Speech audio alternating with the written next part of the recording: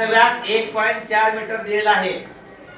अंतर 1.1 किलोमीटर जायचं आहे तर चाकाचे किती फेरे होतील? चाक फिरते की नाही?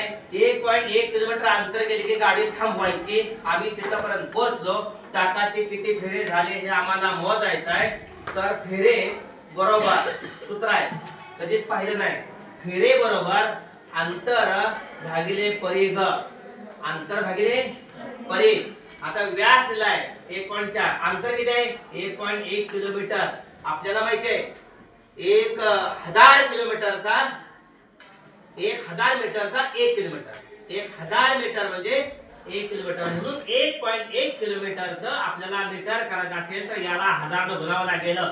परिघ पायडी, परिघ पायडी, पाय म्हणजे 22/7 आणि डी म्हणजे व्यास किती आहे?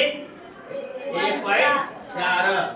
चला 7 ने 1.4 ला भागतोय. इथं किती आलं? 1.1 गुणिले 1000, 1.1 गुणिले 11 असतं. 11 असतं तर बाळानो 11,000 झालं असतं.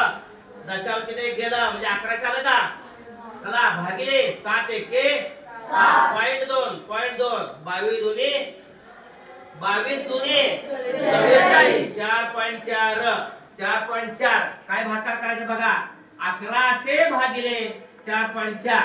आता हे 4.4 आणि वरती 1100 म्हणजे 1100.0. 1100 म्हणजे 1100.0, 1100.0 म्हणजे 1100 भागिले 4.4. आहे असं दशांश चिन्ह केलं, गेलं दशांश चिन्ह. वरती आलं 11,000 भागिले खाली आलं 44.